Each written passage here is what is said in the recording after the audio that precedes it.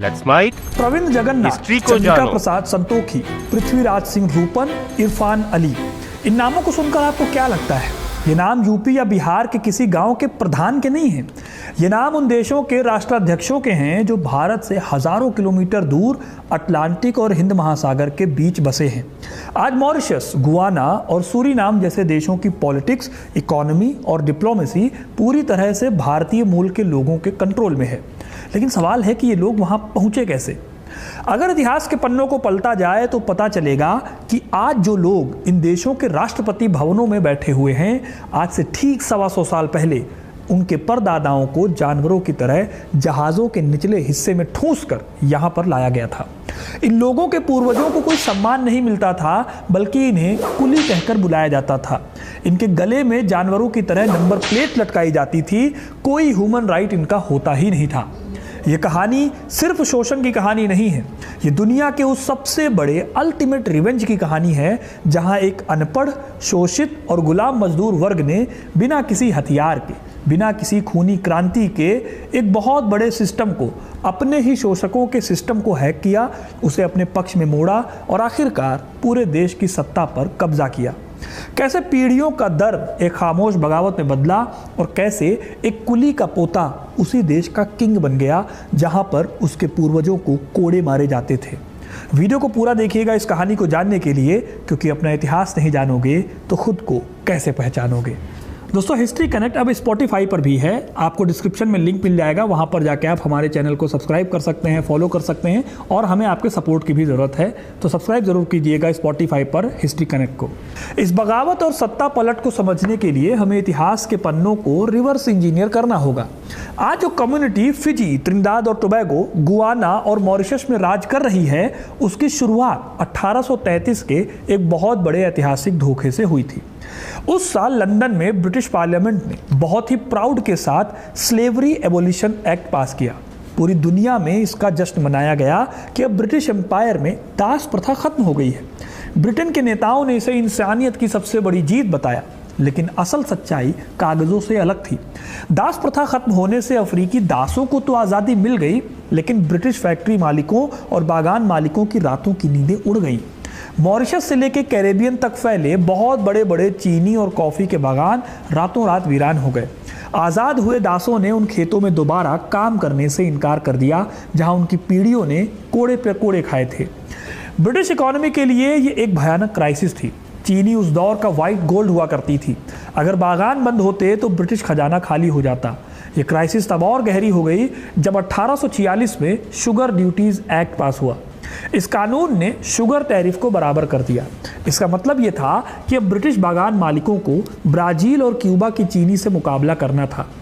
Interesting बात यह है कि ब्राज़ील और क्यूबा में अभी भी दास प्रथा चल रही थी और वहाँ पर चीनी बनाने का खर्चा जो होता था वो कम होता था। ब्रिटिश इकोनॉमिस्ट और पूंजीपतियों के सामने एक ऐसा सवाल खड़ा हो गया जिसका जवाब उनके पास नहीं था। उन्हें एक ऐसी वर्क फोर्स चाहिए थी जो गुलामों जितनी ही सस्ती हो, गुलामों जितनी ही आज्ञाकारी हो, लेकिन जिसे दुनिया के सामने कानूनी रूप से स्वतंत्र यानी आज़ाद घोषित किया जा सके। उन्हें एक ऐसा कानूनी लूप होल चाहिए था जो गुलामी को एक नया नाम दे सके। इस लूप होल की खोज की जॉन ग्लैडस्टोन ने। ग्लैडस्टोन एक बहुत ही रसूखदार ब्रिटिश ट्रेडर थे और उनके पास ब्रिटिश गुआना में कई बड़े चीनी बागान थे। जनवरी 1836 में उन्होंने कलकत्ता की गिलेंडर्स अर्बथनॉट एंड कंपनी को एक सीक्रेट और ऐतिहासिक खत लिखा। इस खत में उन्होंने भारतीय मजदूरों को एक तय टाइम के लिए कॉन्ट्रैक्ट करने की पॉसिबिलिटी पर बात की। यहीं से एक नए सिस्टम का जन्म हुआ जिसे एग्रीमेंट कहा गया। लेकिन जब यह भारी भरकम अंग्रेजी शब्द उत्तर प्रदेश और बिहार के अनपढ़ किसानों की जुबान पर चढ़ा तो वो टूटकर गिरमिट बन गया और जिन लोगों ने इस एग्रीमेंट पर अपना अंगूठा लगाया वो इतिहास में हमेशा के लिए गिरमिटिया मजदूर बन गए। ये कोई नॉर्मल जॉब का कॉन्ट्रैक्ट नहीं था। असल में ये 15 लाख लोगों की कानूनी तस्करी का ब्लूप्रिंट था। लेकिन दोस्तों, सवाल उठता है कि आखिर भारत के किसान अपना घर, अपना गांव, अपना धर्म, अपना देश छोड़कर हजारों मील दूर समंदर पार जाने के लिए तैयार क्यों हुए? इस सवाल का जवाब खोजने के लिए हमें 19वीं सदी के भारत की सोशल और इकोनॉमिक कंडीशन को बहुत बारीकी से समझना होगा। 19वीं सदी में भारत पर ईस्ट इंडिया कंपनी का राज था। उनकी नीतियां जानबूझकर एक ऐसा ढांचा तैयार कर रही थी जो इंसानों को भूखमरी के कगार पर ले जाए। बेहिसाब लगान और नई जमींदारी व्यवस्था ने सदियों से चली आ रही ग्रामीण आत्मनिर्भरता को पूरी तरह से तोड़ दिया। किसानों के पास अपनी ही जमीन का मालिकाना हक नहीं बचा था। महाजनों के गहरे कर्ज में ये लोग डूबते जा रहे थे।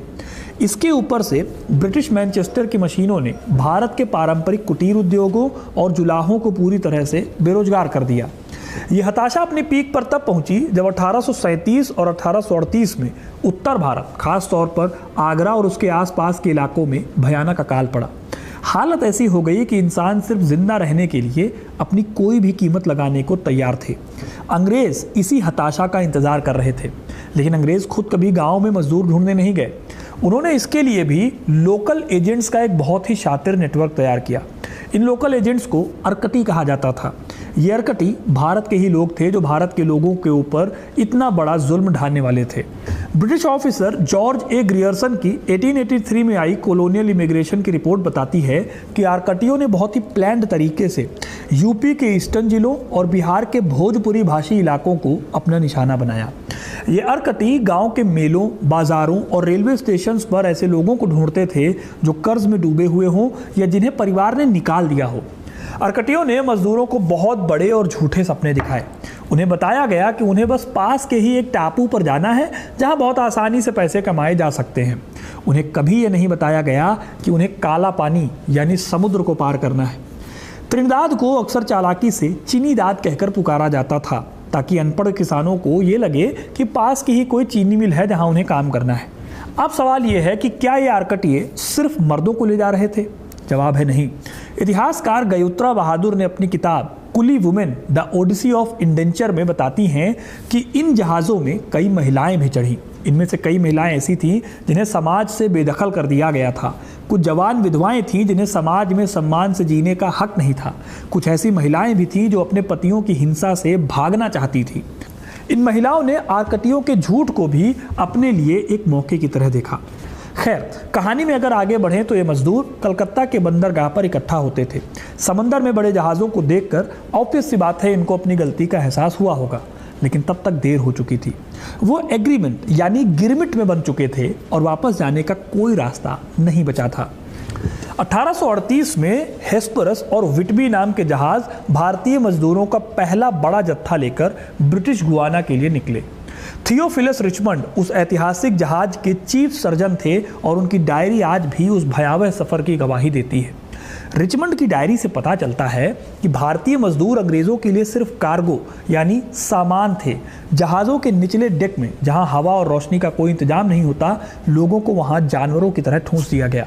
जगह इतनी कम थी कि लोग ठीक से लेट भी नहीं पाते थे।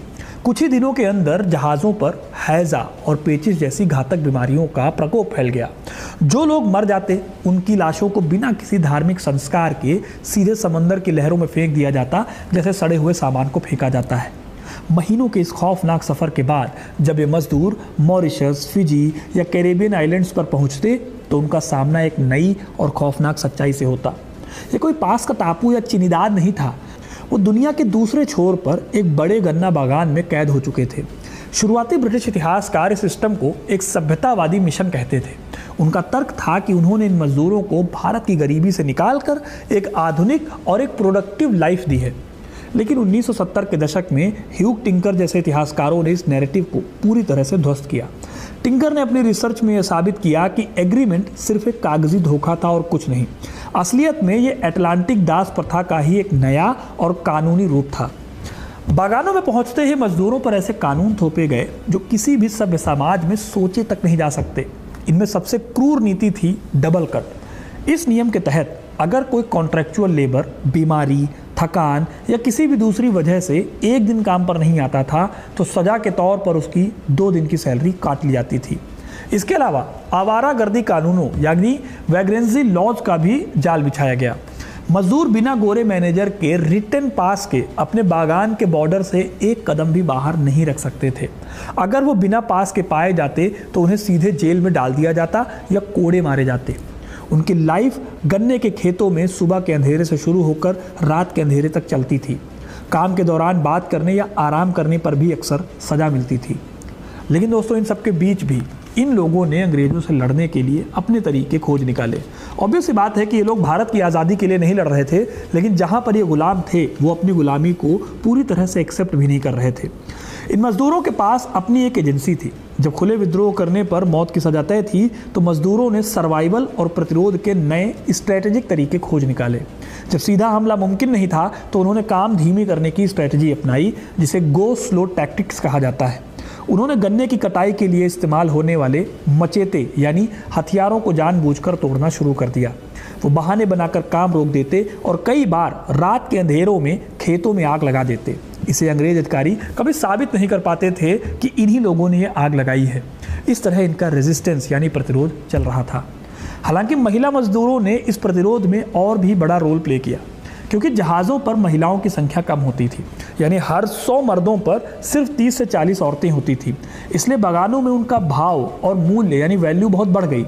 हालांकि उन्हें गोरे मैनेजरों और भारतीय पुरुषों दोनों की हिंसा का शिकार होना पड़ता था, लेकिन धीरे धीरे उन्होंने इस डेमोग्राफिक कमी को अपनी बार्गेनिंग पावर में बदल लिया। जो औरतें भारत में पैट्रियार्की के सबसे निचले पायदान पर थीं, वो इन नए देशों में अपने परिवारों की मातृसत्तात्मक धुरी बन गई। उन्होंने अपनी शर्तों पर रिश्ते तय किए और आने वाली पीढ़ियों के लिए एक मजबूत सोशल स्ट्रक्चर तैयार किया। अब दोस्तों, शोषण और प्रतिरोध का ये खेल लगभग 8 दशकों यानी 80 साल तक चलता रहा, लेकिन 20वीं सदी की शुरुआत तक हालात बदलने लगे। इन गिरमिटिया मजदूरों के इस खामोश दर्द की आवाज़ें समंदर पार करके भारत तक पहुंचने लगी। भारत में उस समय फ्रीडम स्ट्रगल आकार ले रहा था। भारतीय राष्ट्रीय कांग्रेस के बहुत बड़े लीडर गोपाल कृष्ण गोखले ने इस मुद्दे की गंभीरता को समझा। गोपाल कृष्ण गोखले ने 1910 और 1912 में इंपीरियल लेजिस्लेटिव काउंसिल में इस प्रथा को राष्ट्रीय अपमान घोषित किया। उन्होंने इसके पूरी तरीके से खात्मे का बड़ा प्रस्ताव रखा। अब जाहिर है कि शुरुआत में ब्रिटिश बहुमत के कारण उनके प्रस्ताव गिर गए, लेकिन इस कदम ने भारत में एक नए जन आंदोलन को खड़ा करने में हेल्प की। अब देखा जाए तो 20वीं सदी में ये सिर्फ लेबर कानून का मसला नहीं रह गया था, ये भारत के अपने आत्मसम्मान और गौरव का ज्वलंत मुद्दा भी बन गया। 20वीं सदी की शुरुआत में इस एजुकेशनल और सोशल जागरण को एक बहुत बड़ा पुश भी मिला। 1901 में महात्मा गांधी दक्षिण अफ्रीका जाते हुए कुछ समय के लिए मॉरिशस में रुके। उन्होंने वहां भारतीय मजदूरों की हालत देखी। गांधी जी ने उन्हें एक बहुत ही क्लियर सलाह दी, अगर अपनी हालत बदलनी है तो अपने बच्चों को अंग्रेजी शिक्षा दो और पॉलिटिक्स में हिस्सा लो। बाद में गांधी ने मणिलाल डॉक्टर नाम के एक वकील को मॉरिशस भेजा। मणिलाल ने वहां जाकर भारतीयों को उनके कानूनी अधिकार बताए। उसी दौरान आर्य समाज का आंदोलन भी कैरेबियन और मॉरिशस में जोर पकड़ने लगा। आर्य समाज ने जाति पाति को पूरी तरह से खारिज कर दिया और हर गांव में स्कूल खोलने पर जोर दिया। इन सब कोशिशों ने मजदूरों की हालत को थोड़ा सा सुधारने का काम किया। उधर मजदूर जो इतने सालों से यहाँ पर रह रहे थे, उनको भी कुछ ही सालों में समझ आ गया था कि अंग्रेज़ उन्हें भारत वापस नहीं भेजेंगे। एग्रीमेंट में वापसी के जो वादे थे वो झूठे थे। वो ये भी जानते थे कि वो अपनी पूरी लाइफ गन्ने के खेतों में ही बिता देंगे। इसीलिए इन अनपढ़, गरीब और शोषित मजदूरों ने एक ऐसा फैसला किया जिसने आगे आने वाले 100 सालों की ज्योग्राफी को तय किया। उन्होंने डिसाइड किया कि उनकी पीढ़ियां गन्ने के खेतों में खून नहीं बहाएंगी। वो अपने पेट काटकर, अपनी दिहाड़ी के कुछ पैसे बचाकर अपने बच्चों को पढ़ाने लगे। उन्होंने बगानों के पास ही छोटी छोटी झोपड़ियों में स्कूल खोलने शुरू किए। उन्हें पता था कि इस कॉलोनियल सिस्टम को गन्ने काटने वाले चाकू से नहीं हरा सकते। इसे हराने के लिए उसी लैंग्वेज, उसी लॉ और उसी व्यवस्था को सीखना होगा जिसने उन्हें गुलाम बनाया है।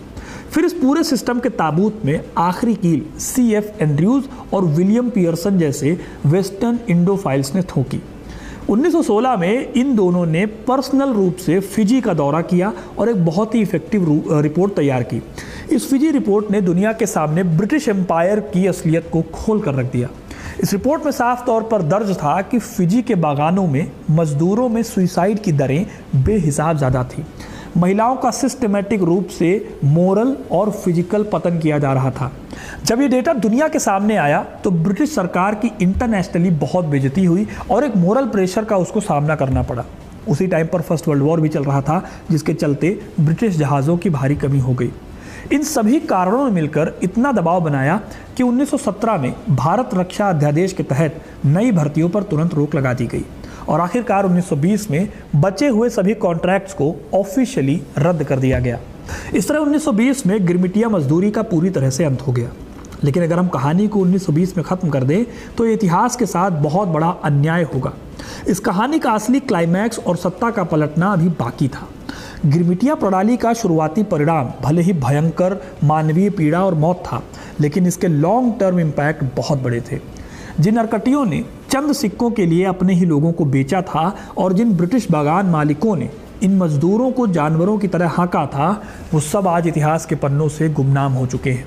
उनका कोई नाम लेवा नहीं बचा है, लेकिन जो लोग कुली समझे गए उनकी लाइफ हमेशा के लिए बदल गई, क्योंकि उनके डिसीजन वैसे थे। अब क्योंकि गिरमिटिया मजदूरों के बच्चे पहले ही तमाम आंदोलनों की बदौलत और अपनी अवेयरनेस की बदौलत पढ़ लिख रहे थे, इसलिए नई पीढ़ी अपने अपने देशों की सोसाइटी में फिट होने लगी। रिजल्ट ये हुआ कि जो बच्चे कल तक खेतों में गन्ने ढोते थे, वो अब क्लर्क, टीचर, वकील और डॉक्टर बनने लगे। यह अंग्रेज़ों के लिए खतरे की घंटी भी थी। अंग्रेज़ों को कुली चाहिए थे, पढ़े लिखे नागरिक नहीं। हालांकि यह बहुत देर हो चुकी थी। भारतीय मूल के लोगों ने सिस्टम के सबसे अहम हिस्सों में अपनी जगह बनानी शुरू कर दी। 1940 और 1950 के दशक तक आते आते दुनिया बदलने लगी। सेकेंड वर्ल्ड वॉर के बाद ब्रिटिश एम्पायर कमज़ोर पड़ चुका था। इन कॉलोनीज़ में अब यूनिवर्सल एडल्ट सफरेज यानी सबको वोट देने के अधिकार की मांग उठने लगी। यहाँ भी अंग्रेज़ों ने भारतीयों को सत्ता से दूर रखने के लिए एक आखिरी चाल चली। उन्होंने नियम बनाया कि वोट सिर्फ वही दे सकता है जो अंग्रेज़ी पढ़ और लिख सकता हो। उनका मानना था कि गन्ने के खेतों में काम करने वाले मजदूर कभी इस क्राइटेरिया को पूरा नहीं कर पाएंगे, लेकिन वो भूल गए थे कि ये मजदूर पिछले 50 सालों से अपना पेट काटकर अपने बच्चों को पढ़ा रहे थे। भारतीय समुदाय ने रातों रात साक्षरता अभियान चलाए। अंग्रेज़ी सीखी सिर्फ इसलिए ताकि वो वोटर लिस्ट में अपना नाम दर्ज करा सके। और यहीं पर सबसे बड़ा खेल हुआ डेमोग्राफी का। अंग्रेज़ों ने प्रॉफिट कमाने के लालच में अलग अलग देशों में इतने इंडियंस को जहाज़ों में भरकर लाए थे कि अब कई देशों में भारतीय मूल के लोग बहुसंख्यक बन चुके थे। मॉरिशस और गुआना में वो आधी से ज़्यादा आबादी थे। अब जो लोग मेजॉरिटी थे उनके पास ऑब्वियस सी बात है वोटिंग का अधिकार भी आ गया। बंदूक से जो सत्ता नहीं पलटी जा सकती थी, उसे बैलेट बॉक्स से पलटने का वक्त आ गया था। इस राजनीतिक टेक ओवर के चेहरे वो लोग बने जिनकी रगों में गिरमिटिया मजदूरों का खून दौड़ रहा था। मॉरिशस का एग्जाम्पल लीजिए। सर सीवू सागर राम गुलाम, इनके पिता मोहित राम गुलाम 1896 में भारत से एक गिरमिटिया मजदूर के रूप में मॉरिशस आए। मोहित एक आम मजदूर थे, लेकिन उन्होंने अपने बेटे सीवू सागर को लंदन में मेडिकल की पढ़ाई करने भेजा। लंदन से डॉक्टर बनकर जब सीवू सागर वापस लौटे तो वो सिर्फ एक डॉक्टर नहीं थे, वो मॉरिशस में भारतीय कामगारों की सबसे बड़ी पॉलिटिकल आवाज़ बने। उन्होंने मॉरिशस लेबर पार्टी की कमान संभाली। उन्होंने हिंदुओं, मुसलमानों और दूसरे मजदूरों को एक साथ जोड़ा। उनका वोट बैंक इतना मजबूत था कि अंग्रेज़ों की कोई भी पॉलिटिकल चाल उनके सामने नहीं टिक पाई। 1968 में जब मॉरिशस को आज़ादी मिली तो एक गिरमिटिया मजदूर का बेटा सर सीवू सागर राम गुलाम उस देश का पहला प्राइम मिनिस्टर बना। उन्होंने मॉरिशस को एक मॉडर्न और मजबूत राष्ट्र में बदल दिया। यही कहानी गुआना में दोहराई गई। गुआना में छेदी जगन का परिवार भी यूपी से आया था। उनकी दादी गन्ने के खेतों में काम करती थी। छेदी जगन अमेरिका गए, वहाँ डेंटिस्ट की पढ़ाई की और वापस आकर उन्होंने चीनी बागान मजदूरों की यूनियन बनाई। उन्होंने पीपुल्स प्रोग्रेसिव पार्टी की स्थापना की। उनकी राजनीतिक पकड़ इतनी मजबूत थी कि उन्होंने बाद में ब्रिटिश और अमेरिकी दबावों का सामना करते हुए गुआना की सत्ता हासिल की। आज भी गुआना की पॉलिटिक्स उसी पार्टी के इर्द गिर्द घूमती है और प्रेजेंट में राष्ट्रपति इरफान अली उसी लेगेसी को आगे बढ़ा रहे हैं। त्रिनिदाद और टोबैगो में भी भारतीय मूल के नेताओं जैसे बासदेव पांडे और कमला प्रसाद बिसेसर ने प्रधानमंत्री का पद संभाला। फिजी में भी महेंद्र चौधरी प्रधानमंत्री बने। इन सभी नेताओं की कहानी में एक बात कॉमन है, इन्होंने कभी हिंसा का सहारा नहीं लिया।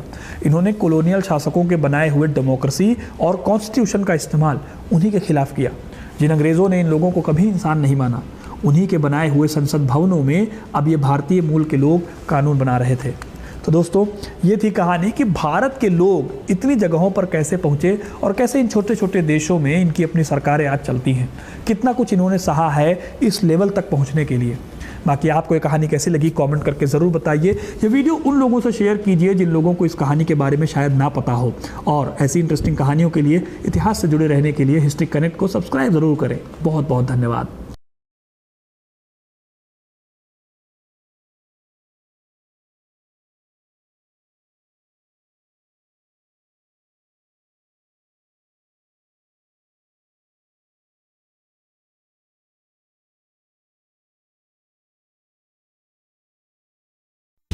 आप सुन रहे थे let's mind more than radio. Follow कीजिए हमें हमारे सोशल मीडिया प्लेटफॉर्म्स पर। Marketing strategies, corporate stories, brand building ideas, marketing के स्टडीज और इनोवेशन एक अलग पर्सपेक्टिव से, जो आपने कभी नहीं सुना होगा। Let's mic more than radio लेकर आ रहे हैं एक ऐसा ही unique show for all marketing aspirants, professionals, startups and entrepreneurs every Saturday at 11 a.m. The Marketing Show with Dr. Shekhar Trivedi, streaming exclusively on Let's Mic app and YouTube channel. इसे radio पे सुनने के लिए download करें Let's Mic app और visit www.letsmic.com. Let's Mic, अब खबरें radio app पे। ये है मोर देन रेडियो।